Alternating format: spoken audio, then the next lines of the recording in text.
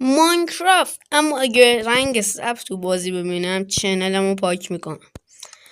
خب این متاسفانه بچه ها 50% زمین سبز، همه چی میوازه. متاسفانه این آخرین ویدیو که دارین من میبینین.